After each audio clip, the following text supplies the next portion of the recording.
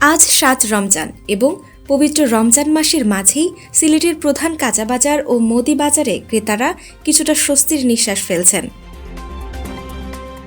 এতে সাধারণ ভোক্তা সকলে উল্লেখ করেন যে কিছু নিত্য প্রয়োজনীয় পণ্যের দাম পূর্বের তুলনায় কিছুটা কমে এসেছে, ফলে বাজারে ক্রেতা সমাগম বেড়েছে।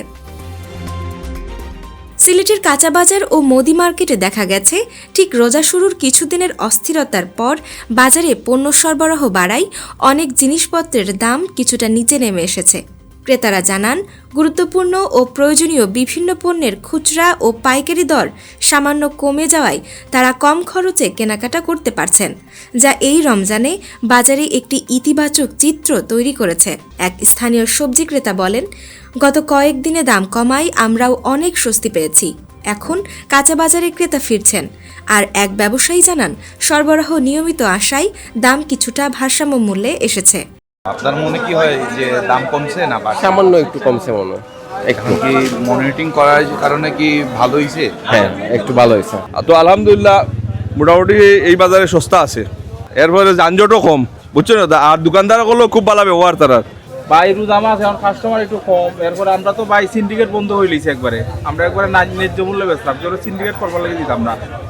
ওই তো শসা ছিল 100 টাকা 80 টাকা, অনেক রাত দিন পতন হয়েছে না? অনেক কমছে। মরিচও অনেক কমছে। সবজির দাম কমে গেছে। মরিচ 120 টাকা, পরিবেশি 80 টাকা, শালগম 2 কেজি 50, গাজর 35, টমেটো 35, 30, শসা 60 টাকা, বেগুন 50 টাকা কেজি। কাস্টমার নাই বা কাস্টমার নাই।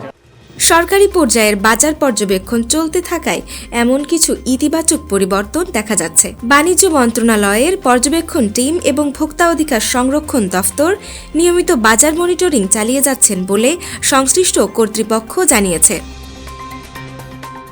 এদিকে অন্যান্য কিছু এলাকায় দাম এখনও কিছুটা স্থিতিশীল বা ওঠানামা করছে।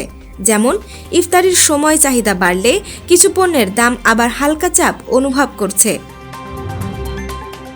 বর্তমানে সিলেটবাসী আশা করছেন, রমজান মাসের বাকি দিনগুলোতেও বাজারে পণ্যের সরবরাহ ও দাম নিয়ন্ত্রণে থাকলে তারা আরও স্বস্তিতে কাস্টমার হিসেবে বাজার থেকে কেনাকাটা করতে পারবেন।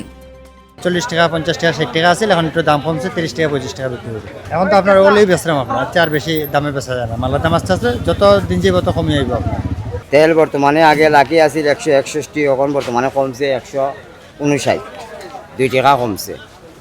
চিনি আগে আছিল 100, এখন ডাইরেক্ট 5 টাকা কমছে, 95। চানাও 2 টাকা কমছে, চানাটারও 2 টাকা কমছে।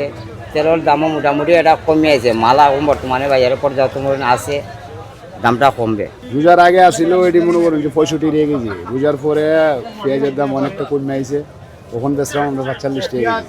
রসুন আসিল 260 টাকা কেজি, ওখান বেচলাম 200 টাকা কেজি। উগো আসছিল 100-150 টাকা কেজি, উগো বেচলাম 100 টাকা কেজি। আদা আসছিল 160 টাকা কেজি, আদা বেচলাম আপনার 140 টাকা কেজি।